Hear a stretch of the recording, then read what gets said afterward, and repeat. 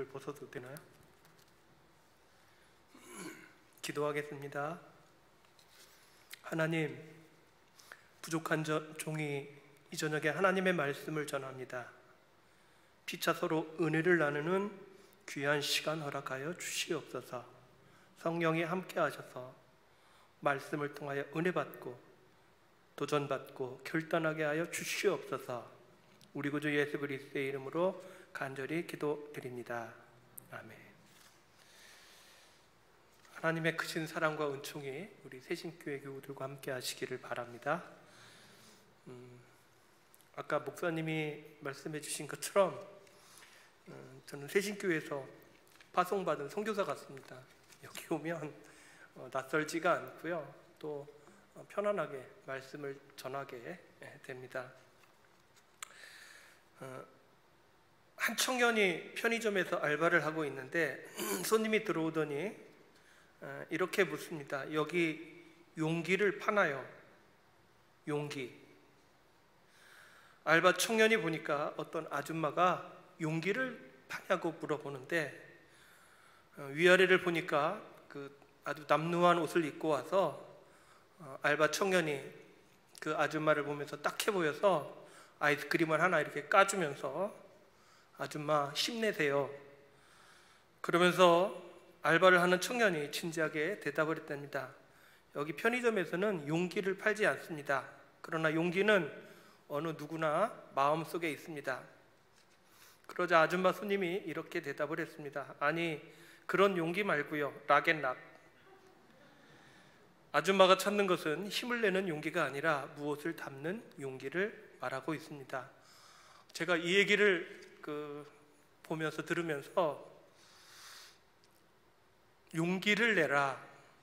정말 힘들고 어려운 자리에서 우리 사랑하는 우리 새신교회 교우들에게 용기를 내라. 사는 것이 얼마나 힘들고 고단할까. 또 코로나19로 인하여 정말 어렵고 힘들게 신앙생활 하고 있고 또 믿음생활 하고 있는데 여러분 삶의 자리에서는 얼마나 힘들고 어렵겠습니까? 용기를 내십시오. 불안할수록 어려울수록 우리에게 필요한 것은 용기입니다. 힘을 내시고 용기를 내시기를 바랍니다. 오늘 말씀은 다윗이 죽기 전에 솔로몬에게 마지막 유언을 남기고 있는 말씀인데요, 보통 유언이라고 하면 부동산이나 동산 이런 재물을 남기겠노라 하고 죽는 경우가 많은데 다윗은 반대로 그의 믿음을 그 자녀 솔로몬에게 유산으로 남겨주고 있습니다. 다윗이 이스라엘을 다스릴 때 왕으로서 어떤 믿음으로 나라를 다스려야 할지를 솔로몬에게 마지막 유언으로 남겨주고 있는데요. 자, 오늘 성경 말씀 열왕기상 2장 1절 2절 말씀 같이 말씀을 보십시다. 2장 1절 2절 같이 말씀 읽겠습니다. 다윗이 죽을 날이 임박하매 그의 아들 솔로몬에게 명령하여 이르되 내가 이제 세상 모든 사람이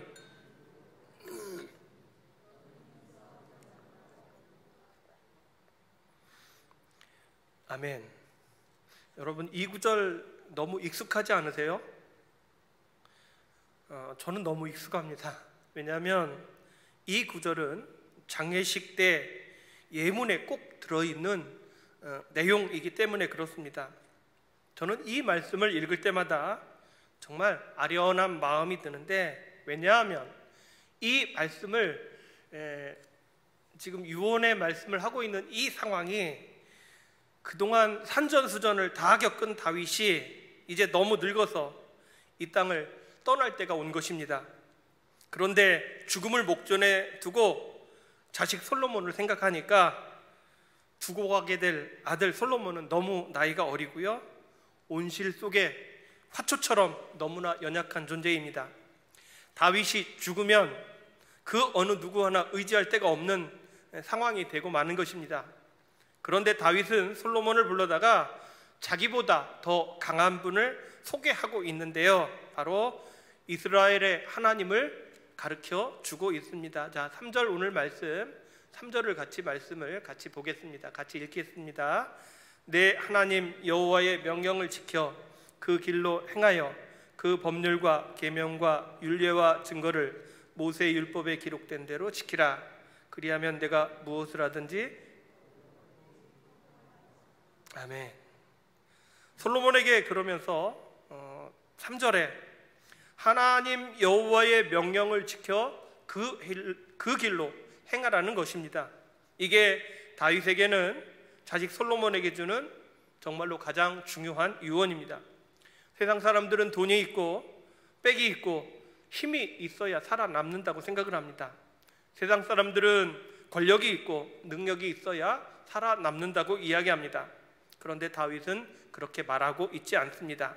오직 하나님의 말씀을 지키고 그 말씀을 붙잡을 때 형통하게 된다고, 축복을 받게 된다고 아들 솔로몬에게 마지막 유언을 하고 있습니다. 사실 이 유언을, 3절의 유언은 이스라엘 백성들의 살아있는 역사입니다.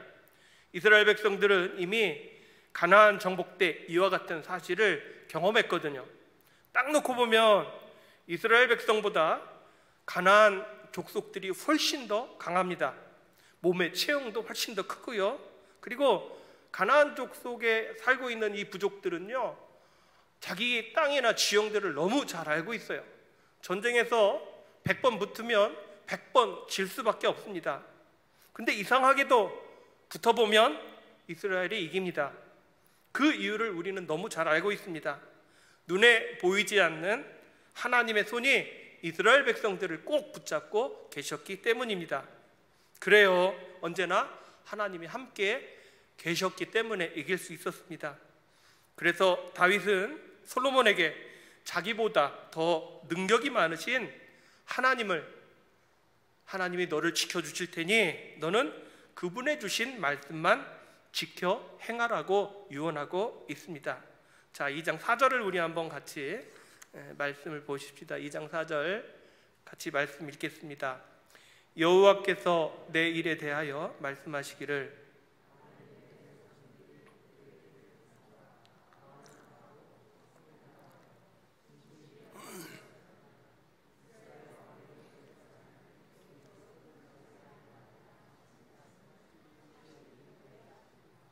아멘. 여기 보니까 하나님이 내 일에 대해서 확실하게 이루어 주시겠다고 하는 약속입니다. 그게 뭐냐면 정말로 하나님을 마음을 다하고 성품을 다해서 말씀대로 살아가면 이스라엘 왕위에 오를 사람이 끊어지지 않겠다고 하는 약속입니다. 우리도 인생을 살면서 이거 하나면 삶이 형통해질 줄로 믿습니다. 유일무이라는 말이 있습니다. 하나밖에는 없다, 둘은 없다는 뜻입니다. 유일무이.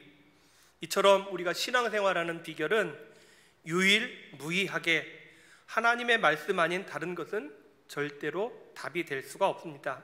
그러니까 신앙은 어쩌면 굉장히 쉬운 논리입니다. 하나만으로 만족하지 못하는 사람들의 욕심 때문에 우리는 하나만 붙잡아도 될 것을 하나 더, 2개, 3개, 4개를 붙잡으려고 하다가 큰 낭패를 당하게 됩니다. 실상 우리가 알잖아요. 이 솔로몬의 역사를, 솔로몬의 삶을, 하나님의 말씀을 붙잡으면 그 왕권이 계속 유지될 수 있을 텐데 솔로몬 말년에 하나님 아닌 다른 것들을 붙잡는 바람에 솔로몬 이후에 이스라엘은 그 아들 르호보암 때부터 나뉘어지게 됩니다. 여러분들이 그 역사를 잘 아시잖아요. 나뉘어진 후에 국력이 약해지고 나라는 멸망의 길로 가게 됩니다. 그런 걸 보면 우리가 우리에 대해서뿐만 아니라 우리 다음 세대의 모습을 우리는 무엇을 준비하고 어떻게 믿음의 길을 가야 될까라고 하는 물음을 갖게 됩니다. 우리도 하나만, 오늘 성경에서 4절에서 이야기하는 하나만 붙잡고 믿음의 길을 걸어가시기를 바랍니다. 자, 5절 6절을 또 같이 말씀을 보겠습니다. 5절 6절 같이 읽겠습니다. 수르야의 아들 요압이 내게 행한 일, 곧 이스라엘 군대에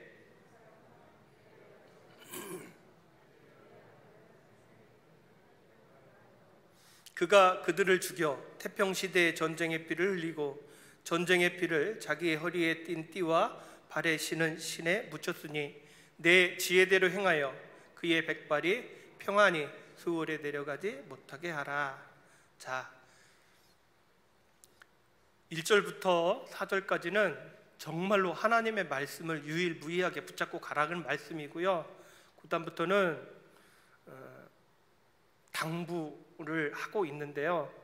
자, 좀 설명을 드릴게요. 다윗이 통치하던 40년간은 이스라엘에게는 굉장히 큰 부흥기였습니다.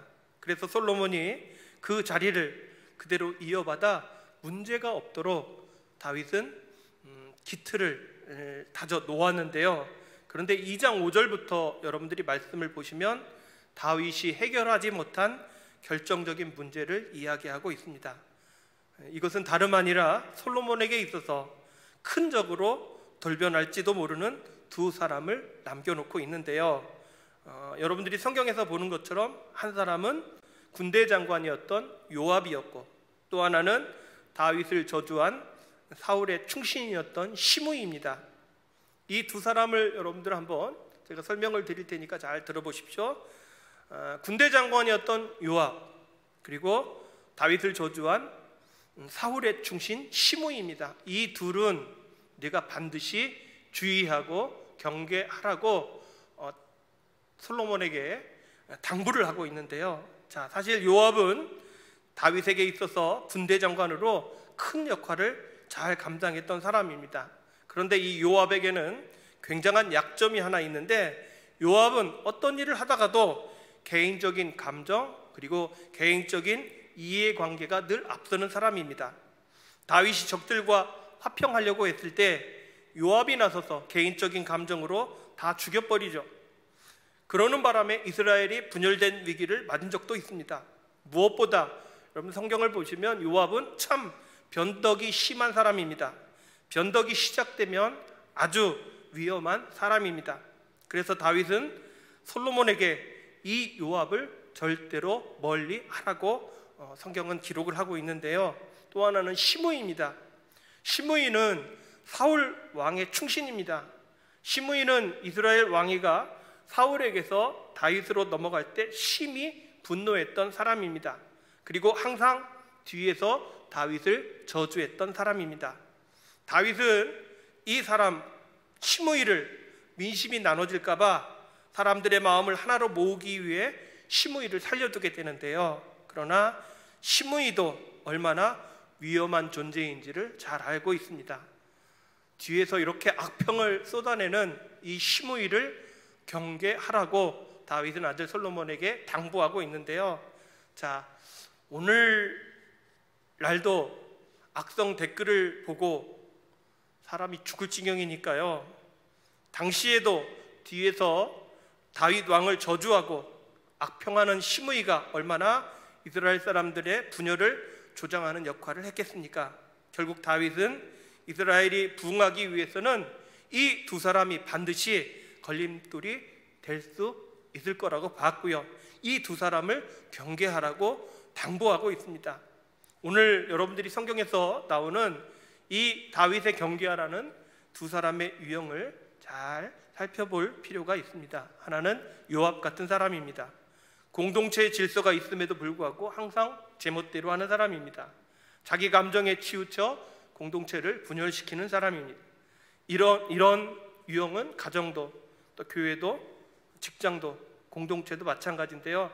다 좋은데 항상 개인의 감정 때문에 관계를 깨트리고 꼭 사람의 관계를 이간질하는 유형입니다.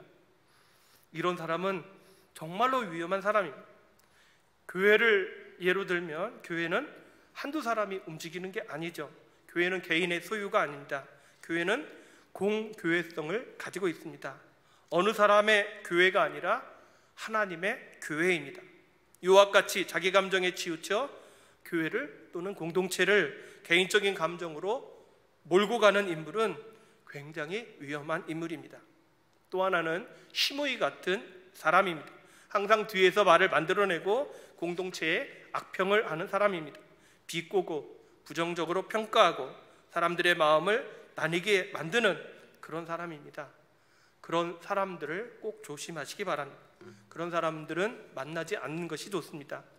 그런 사람들의 얘기를 들어주어서도 안 됩니다. 다윗 왕 때도 그런 사람이 있었는데 오늘날 우리에게도 왜 그런 사람이 없겠습니까? 그러나 다윗 왕의 유언처럼 그런 사람은 멀리하는 게 좋습니다. 행여나 내가 그런 사람이 되어서도 안 됩니다. 자, 7절을 우리 한번 같이 말씀을 보십시다. 요압과 시므이와는 대조적으로 꼭 기억하고 선대해야 될 인물을 소개하고 있는데요. 자, 7절을 같이 말씀을 보겠습니다. 같이 읽겠습니다. 마땅히 길르앗 바르실레 아들에게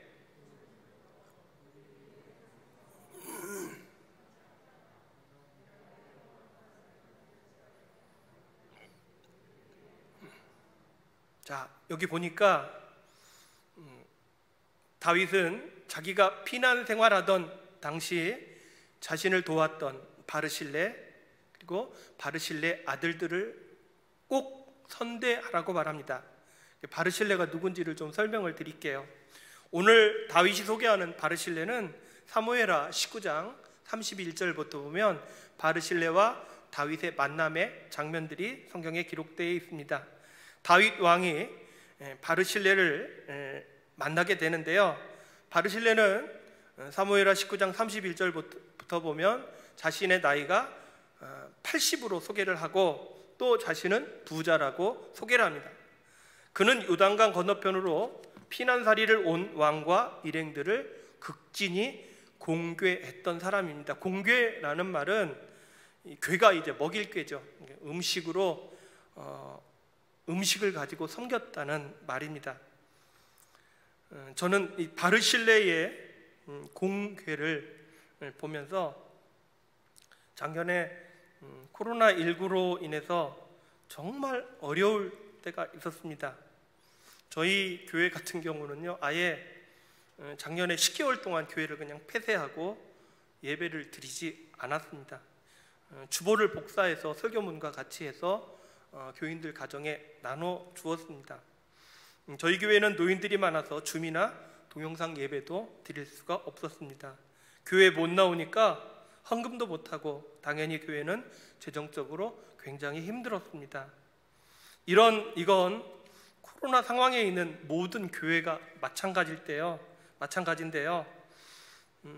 도시도 그렇겠지만 저희가 사는 충청남도 논산 가야곡 우리 동네 또 우리 교인들을 보면 코로나에 대해서 굉장히 예민한, 여기도 물론 마찬가지겠지만 절대로 집 밖으로 나가지를 않습니다. 우리 교인들 가서 일하는 걸 보면 마스크 꼭 쓰고 밭에서 일을 하십니다. 밭에서 일할 때는 마스크를 쓰지 않아도 된다고 제가 말씀을 드리는데 목사님 마스크 써야 된다고 마스크를 쓰고 그 뜨거운데 일을 하시더라고요. 작년에 여름 행사는 엄두도 못 냈습니다. 작년에 코로나19가 있으면서 교회 문을 닫게 됐고 농촌교회들이 정말 힘든 그 시기를 보냈는데요. 작년에 농촌선교 그 프로그램을 하는 교회에 새신교회에서 한 교회당 100만 원씩 그 선교비라고 주셨습니다. 이 100만 원을 어떻게 써야 될지 우리 교회에서 교회위원회를 했습니다. 이거 어떻게 써야 되냐고. 우리 권사님 한 분이 이렇게 말씀하십니다. 우리야 목사님 쌀도 주고 반찬도 주고 먹는 거 주는데 우리는 괜찮은데 도시교회는 그런 것도 안 줄 텐데 돈을 돌려보내는 것이 맞지 않냐라고 우리 권사님이 말씀을 하셨습니다. 우리도 힘들지만 도시교회가 더 힘들 텐데 이 돈을 왜 보내셨을까? 오늘 이 저녁을 빌어서 우리 새신교회 교인들에게 감사를 드립니다. 오늘 말씀을 전하면서 바르실레의 공궤라는 그 속에 새신교회 생각이 나서 감사하다라고 하는 말씀을 드립니다. 바르실레가 다윗 왕을 공개했다고 해요. 실은 다윗 왕 한 사람만 공개한 게 아니고요. 사실 압살롬 군대로부터 쫓겨오면서 왕궁 하나가 전체적으로 다 도망 나온 거거든요. 도망 나오는데 뭘 가지고 도망 나왔겠어요. 근데 그렇게 많은 사람들을 바르실레는 공개하고 있습니다. 마하나임에 이르렀을 때 바르실레를 만나게 되었고, 바르실레 얼마나 수고와 헌신이 컸겠습니까? 아무리 부자라고 하지만 얼마나 많은 재산이 축이 났겠습니까? 오늘 새신교회에서 말씀을 전하면서 저는 이 새신교회를 보면서 늘 그런 생각이 들어요. 바르실레와 같은 넉넉함이 묻어나는 교회가 새신교회입니다. 힘들고 어려운 자리에 있는 농촌교회를 섬기는 우리 새신교회 위에 하나님의 은총이 함께 하시기를 바랍니다. 우리 국내 선교 체험훈련 프로그램 하는 교회가 6개 교회입니다. 에덴교회, 외성교회, 광시 송림교회, 거사 성각교회, 그리고 송산교회, 의신교회입니다. 오늘 이 저녁에 우리 농촌에서 정말로 신앙의 자리를 지켜가면서 믿음 생활하는 이 교회, 그리고 목회자들을 위해서 우리 교인들이 기도해 주시기를 주님의 이름으로 간절히 부탁을 드립니다. 기도가 힘이고요, 기도가 은혜입니다. 오늘 성경 본문으로 돌아가면 압살롬의 반란을 진압하고 나서 요단강을 건너 왕궁으로 돌아갈 날이 되자 다윗 왕은 바르실레가 너무 고마웠어요. 그래서 바르실레에게 이렇게 청합니다. 야, 너 나와 함께 요단강 건너가자. 예루살렘에서 이제는 내가 너를 공개하겠다. 네가 나를 공개한 만큼 나도 너를 공개할게. 얼마나 그동안의 공개가 귀하고 감사했으면 왕이 백성인 바르실레에게 공개를 한다고 요청을 했겠어요. 하지만 바르실레는 정중하게 거절을 합니다. 내가 왕을 공개한 것은 당연한 일이고 왕께서 공개를 받으시는 것도 당연한 일입니다. 사무엘하 19장 35절을 보면 제가 그냥 읽어드릴게요. 내 나이가 이제 80세라 어떻게 좁고 흉한 것을 분간할 수 있사오며 음식의 맛을 알 수 있사오리까? 이 종이 어떻게 다시 노래하는 남자와 여인의 소리를 알아들을 수 있사오리까? 어찌하여 종이 내 주 왕께 아직도 누를 끼치리이까? 사무엘하 19장 35절을 보면 바르실레 나이가 80세여서 이제 앞으로 살 날이 얼마 남지 않았는데 자신이 왕을 따라가 왕의 짐이 되는 것은 옳지 않다고 사양을 하고 있습니다. 더구나 자신은 왕께 어떤 보상이나 어떤 기대를 바라고 섬긴 것이 아니라 백성으로 기쁜 마음으로 왕을 섬겼다는 고백입니다. 34절 그리고 사무엘하 19장 34절, 35절, 36절, 37절 보면 바르실레의 고백은 참으로 겸손하며 그의 진정한 모습을 보면서 얼마나 저는 감동적인지 모릅니다. 무엇을 바래서가 아닙니다. 저희 농촌 선교 하는 교회가 작년에 지역 모임을 가졌습니다. 그래서 지역 모임을 갖고 그때 돈 전달해 주시고 나서 저희 목회자들끼리 회의를 하면서 그런 얘기를 했어요. 아니 왜 새신교회가 돈을 이렇게 주는겨? 부담스럽게. 아니 저 목사님 뭐라도 나오려고 그러나? 별의별 소리를 다 했습니다. 뭐가 나와서 그 일을 하겠어요. 어떤 목사님이 그러시더라고요. 그게 뭐가 나와서 그러겠어. 하나님의 은혜지. 그리고 하나님의 사랑이지. 오늘 바르실레를 통해서 자발적으로 왕을 섬기는 이 따뜻한 마음이 저는 이 새신교회에 있다고 생각을 합니다. 이렇게 부르고 싶어요. 바르실레 새신교회. 괜찮은가요? 저희 지역 농촌교회를 섬기는 목회자들 6교회가 있는데요. 다 장기 목회를 실천하는 목회자입니다. 기도해 주시기를 바랍니다. 올 여름의 행사를 놓고 저희 목회자들하고 장로님들하고 모여서 상의를 해보니까 올해도 모일 수 없을 것 같아서 너무 속상하다라고 말씀을 하셔서 요청을 안 하기로, 그게 교회가 너무 욕을 많이 먹어서 자기 자리 잘 지키고 살아남자, 이렇게 회의를 마무리했는데요. 기도해 주시기를 바랍니다.